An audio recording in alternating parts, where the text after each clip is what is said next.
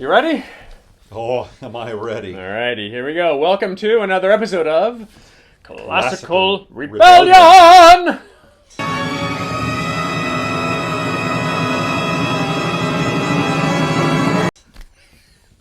It's an operatic episode. You see? Yes. We have two, top 5 popular operas ever written, opening... Top 3. Top 3. So we've got Pagliacci opening at Pacific Lyric Association October, and then we've got La Boheme at San Diego Opera on November 1st. So we're going to talk about those two operas. Go. Let's start with Pat. So I'm trying to think of something that hasn't been said. Oh, no. Say everything that's been said before. So Well, Pagliacci. The ABCs of opera. Aida, Boheme. Boheme, Carmen, right? So, Yeah. Boheme is right there in the ABC. Yeah. And for a very good reason. Yes. It's probably the most humane, the most human, the opera score ever written. It's the most fluid, the most flowing. I mean, he just knocked it out of the park. Yeah. And he had a policy, Puccini. The more they cry, the more they buy. Well, I mean, And he's trying to make you cry. So if you go see La Boheme, let him. Let me tell you how good this score is. Okay. Okay. I'll allow it. I once went to see the silent film version of Boheme at San Diego Symphony back in the day with Lillian Gish. It's a silent film. So there's not even any singing. Okay. And the score drew heavily from Puccini. It was basically the Puccini opera, using those themes and everything. Okay. So the orchestra played that over the silent And people film. were in floods because the music Takes you there. it takes you there. Yeah. It gets inside. It nails the emotion of the text as well as the text itself. It sets the words adequately, but it gets at the emotion of the text. This is the genius of this score. Yeah. And people were weeping in a silent film, literally. This is 75 years after the film was made. Right. And people are that touched because that music is so accurate emotionally. Yeah. And maybe depending on who's singing it, it might be more effective without the singing. Could be. Yeah. Opera's hard. Opera's very difficult. But when it is done well, it is the pinnacle of This is all artistic it's the endeavor. synthesis of all artistic endeavors. And this gets back to what I said a long time ago about why some operas just fall out of. All operas are a remarkable thing, to set a drama to music like that. It's a heck of an undertaking, but some work and some don't. And the reason that some don't is because everything in opera must, as you know this, must go through the lens of the music. You can act as well as you want. You can sing as well as you want. The orchestra can play as well as they want. But if the music does not accurately encapsulate the emotions that are being expressed, it's a failure. Right. When it does, the world can't get enough of it. Yeah. And it still can't get enough of Boheme. Right. It's a good point you make. The singing can be fantastic, but if the music's not... If it's not accurate. I'm thinking of Murder in the Cathedral that San Diego Opera did with Ferruccio Furlanetto, and he sounded and sang great. magnificently and acted he's so... I don't know if he's still singing, but when he was at his peak, man... He just held your attention whenever he was on stage. Oh, he was an attention sponge. Yeah. I mean, he just I don't know drew what it all was. But even so, he couldn't make that score better than it is. No. So it still kind of lies. It's nice. I mean, but it's obscure. And if you've got great singers, you're probably going to have a good night in the theater, probably. but you'll go, I can't wait to see them in Boheme. I can't wait to see them in an opera that really touches people. Yeah. And I remember Furlanetto in his first performance here in San Diego in Oberto Conte di San Bonifacio, Verdi's first serious opera after Un Giorno di Regno. And it was just obvious this guy was the real deal. Yeah. But that doesn't mean I ever want to hear Oberto again. I mean, it was all right, but it's nothing special. Right. Boheme is something special. Yeah. It's one of the handful of operas that will always command the stage. Yeah. And there's some you've done the role of Marcello, I've done the role of Rodolfo. Besties. And when you do the role, some things kind of stick out to you about the connectedness of the libretto. And one thing that stood out to me was when he's burning his novel at his manuscript, which is a big deal. He didn't have a second one. Yeah. So they're freezing cold. See the little flames. In order to get some warmth, they start burning Rodolfo's magnum opus, and there goes the love affair up in smoke. Yeah, and he says, "La c'eran baci." Yeah. You see, there, those were kisses. Yeah. And they talk about the blue flame. Well, now guess what he mentions later? Mimi's blue eyes. Yeah. Is the thing. And then the way it goes up in smoke, and then in the third act he says, "Addio, sogni d'amor." Yeah. Goodbye, my dreams of love. It's like his reality is going up, and it's like a foreshadowing that first scene. It's not just fun and games. Haha, we're cold, we're going to burn this text. It actually kind of ties in with what happens to the characters. Well, it's a brilliant libretto. It is. It's a brilliant libretto. And I'm always on about this, but I want to say it again, that the third act of Boheme is so brilliantly constructed. Yeah. I would like to use the third act of Boheme as a school touring show and involve the kids in being the milkmaids and the egg sellers at the beginning, and then have them sit around the stage while there's only 4 people, 4 principals, and they start at the beginning in 2 different places. Marcello and Musetta are together. Rodolfo and Mimi are apart, and as the act progresses, they change positions, and it is perfectly reversed at the end, and it's an economy of people, of time, of musical action, and it achieves this complete reversal of their situation emotionally and physically, and it's just genius. It is. It is just genius. What's it? 20 minutes, maybe? 25. Yeah. All right, maybe 30. But yeah. It's from the very beginning, from the going through the gate. Going through the gates and everything. Yeah. So compact. And what beautiful action when nobody's lonely in spring.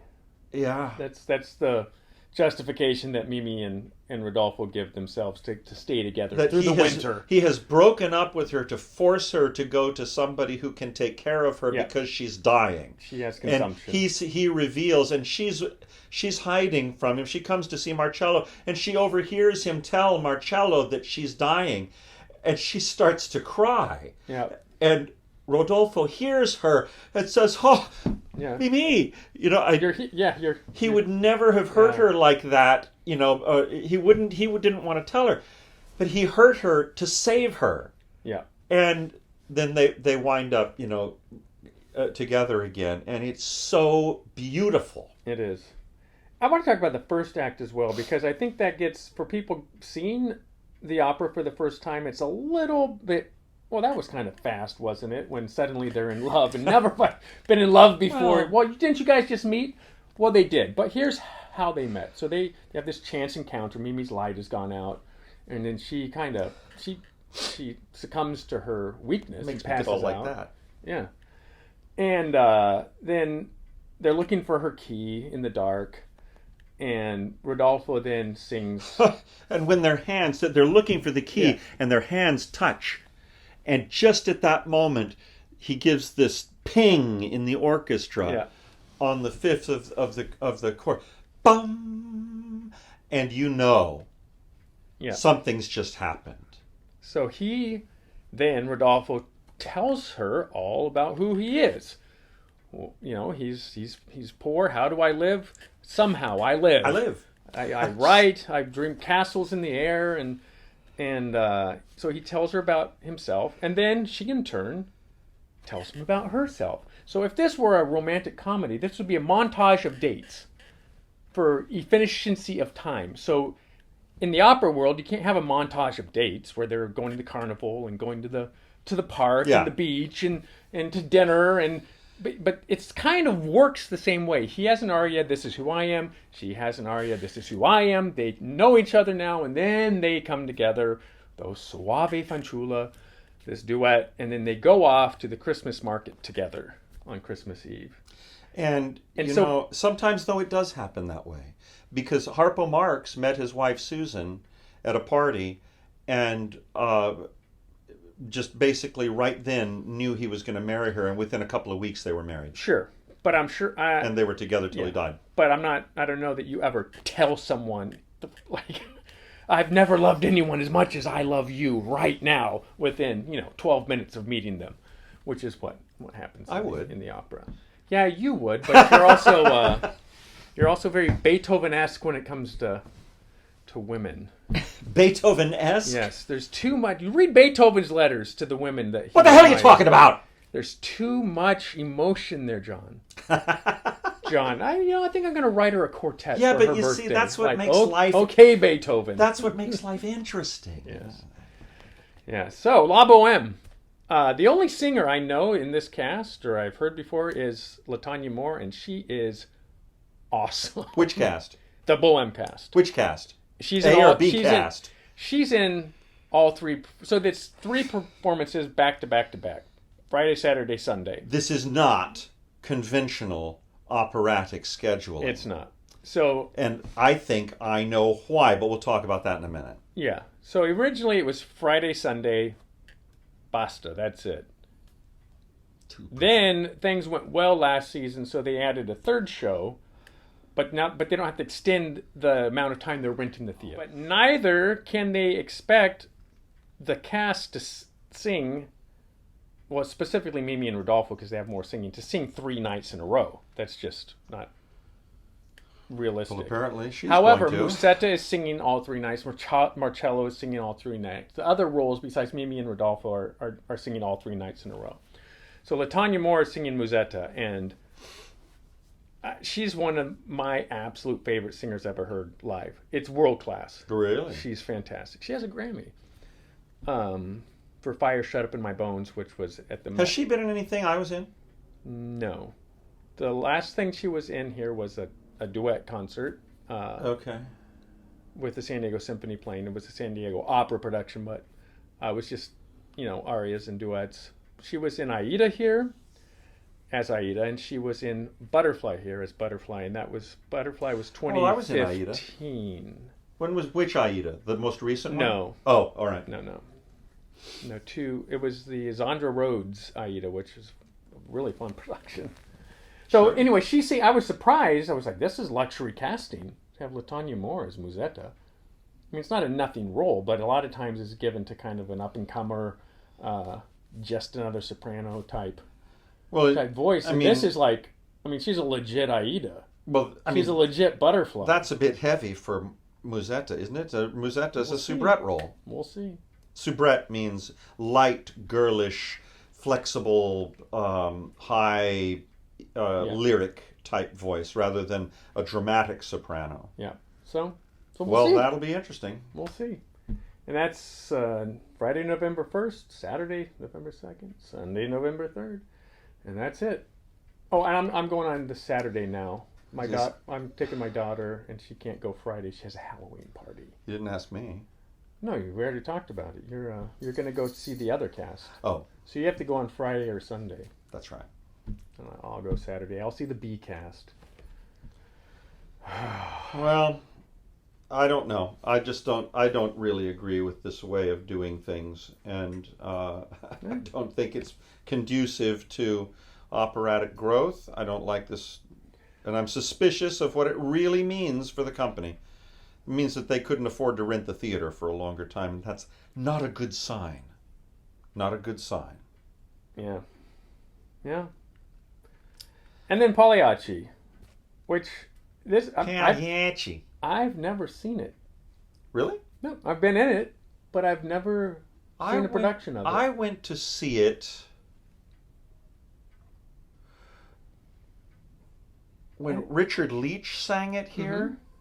When was that? About he did 2015 or something? He was Turidu in Cavalleria, and then Jose Cura was Pagliacci. Okay, it was Cura. Yeah, that was awesome. At least from where I was standing on stage. Mm. Oh, you were in that, right? Mm-hmm. I didn't think it was his best performance, but I mean, I don't remember. I mean, Pagliacci, the Jose Cura was was great. Of course, he did it different. He did the ending That's different right. every night. Leach was sort of at the end of his. He still sounded good. I remember Richard Leach when his first performances here. He was in Faust. This is back. He recorded Faust on EMI. It's a great recording. He sounds fantastic. Did he record it early in his career? It was early, yeah. It was 80s, I think. I mean, the way he floated that top C in Salut de Mur was phenomenal. And I remember thinking at the time, wow, this is a great voice. This is an amazing lyric voice. And I remember Bob Ferris saying at the time, he's coming back to do Lucia, and that's too heavy. He should not be singing that role at this point in his career. And you know what? I mean, he blew it out. Nah, he had a 20, 30-year career. No, not 20 or 30 years. Absolutely. And but it was not good by the end. It was just awful. The last thing I heard him in was Carmen here, and he still sounded like an opera singer. I went up and heard him as Cavaradossi and Tosca up in LA Opera, and that was phenomenal. It was great singing. Catherine Malfitano was the Tosca, and I'm not saying that it was. I'm not saying he shouldn't have done those opera. I'm not saying he shouldn't have done those roles, at all. But I mean that he couldn't sing them at that point in his career. He could. Yeah. But whether he should or not, you got to strike when the iron's hot. If someone's offering you a role, you got to take it. You can't do this. Because precious. No, I can't sing it yet. You have to recognize. I'm not allowed to sing it yet. You have to recognize what your fach is, and you better stick to it, or you're going to create unpleasant experiences. He had a great career. Oh, I wouldn't call it great, but I don't know. He was one of the leading tenors on the world stage for a decade. A decade, but it should have been 25 years. Nah, woulda, shoulda, coulda. That's a great career.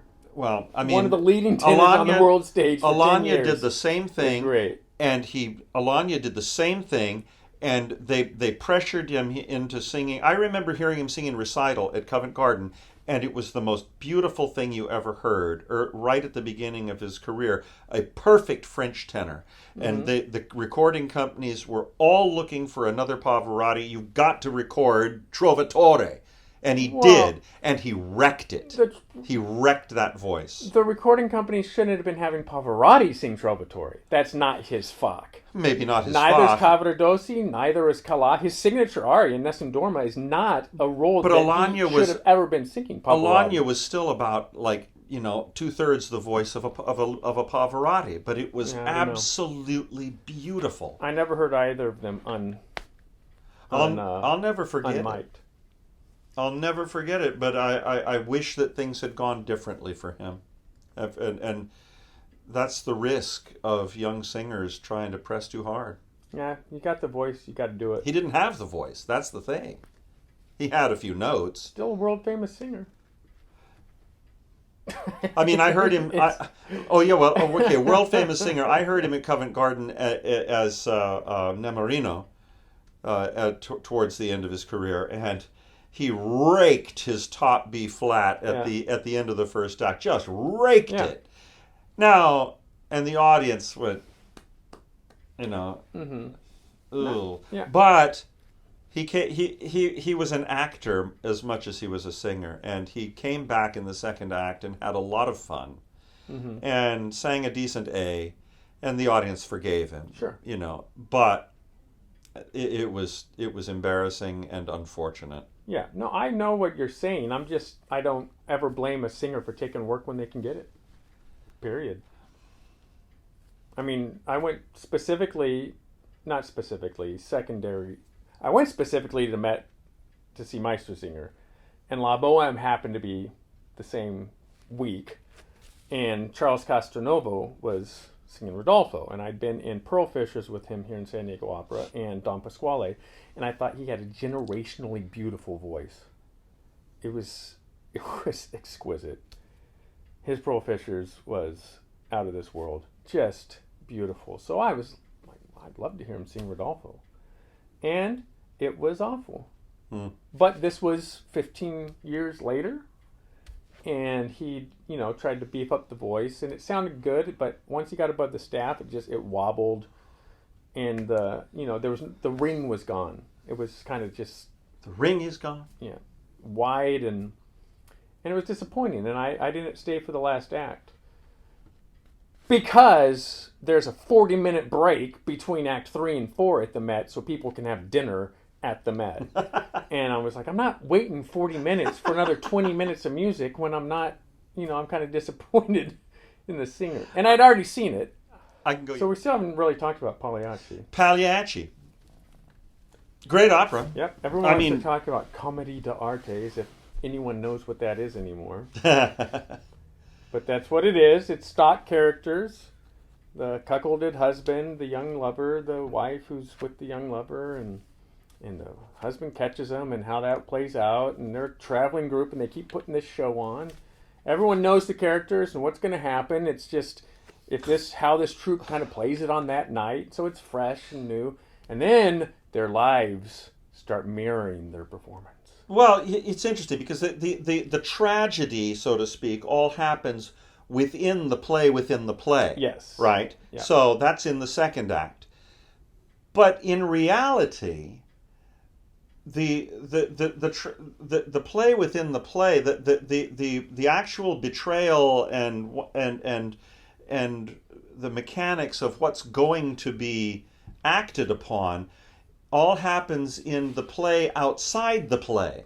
Yes. So really, the play within the play is actually secondary to what has been going on. Yeah. So what's happening in there? And it's, your typical... The character playing the unfaithful wife is not married to Canio. I don't believe they're together, but they're not married, I don't think. I don't know that. I don't know for sure. I assumed they were husband and wife. Yeah. I don't know that it ever... Anyway, she starts having an affair, and that's exactly what happens in the show that they do every day. But she has an affair with one of the other actors, and so it's all tangled up. And it all comes to a nexus, and Pagliaccio, which means clown, tears off his wig and says, "No, Pagliaccio non sono. I am not a clown." Yes. And his real, and the audience go, "Ooh, yeah, that's very real. We like that." But then things go really badly. Yeah. And he ends up avenging his lost love first on Nedda, and then Antonio, who comes rushing forward, and he lets him have it.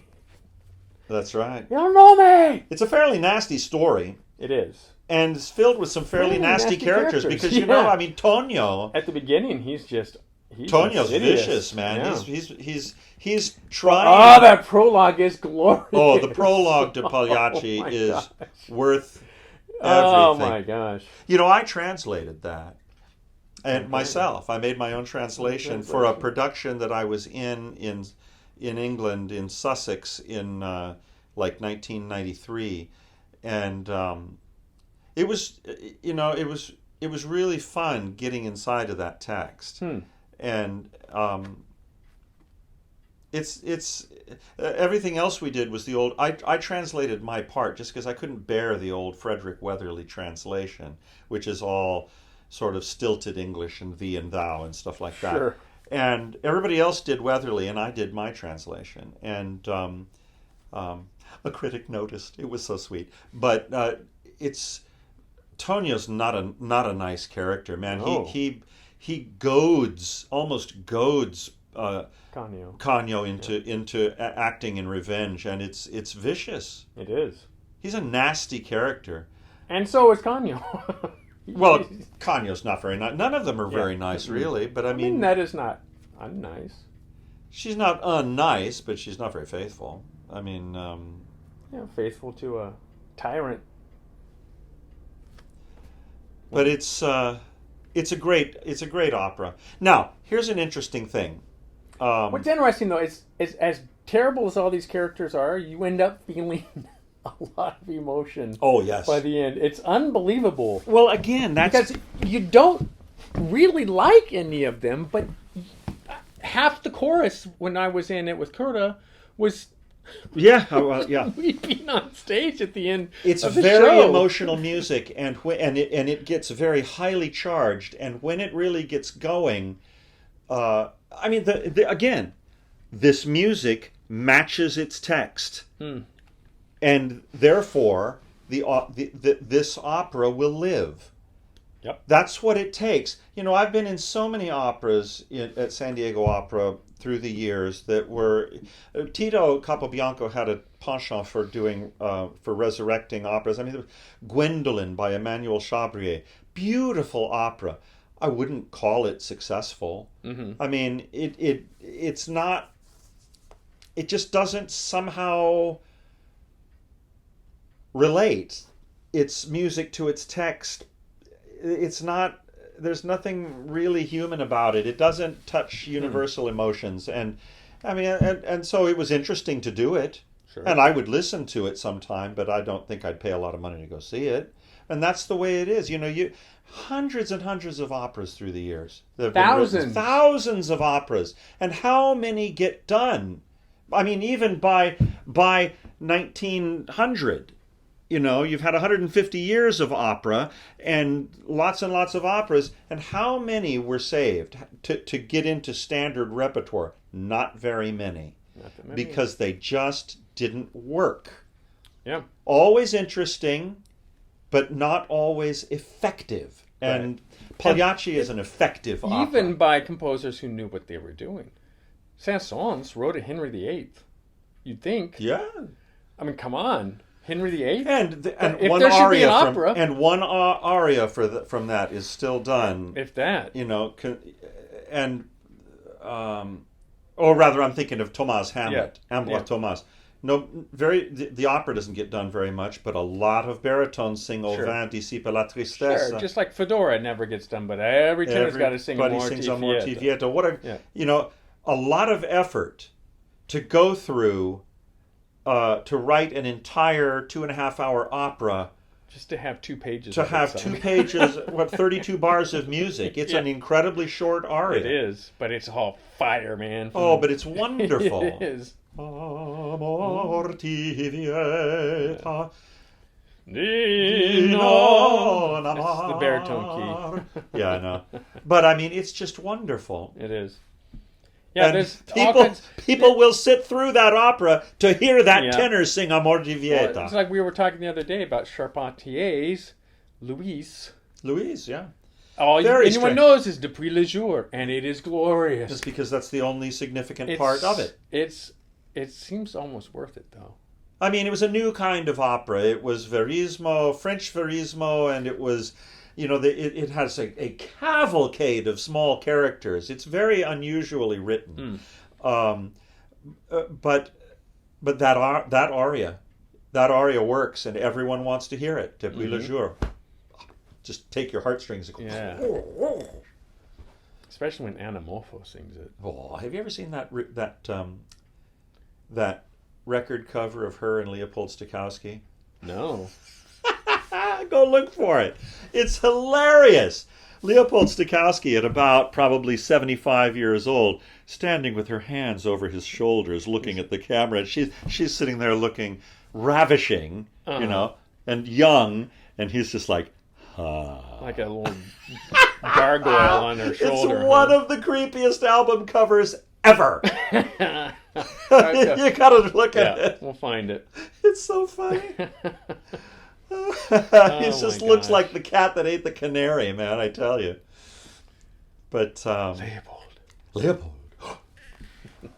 I'll tell you what, Leopold could conduct the Mahler second.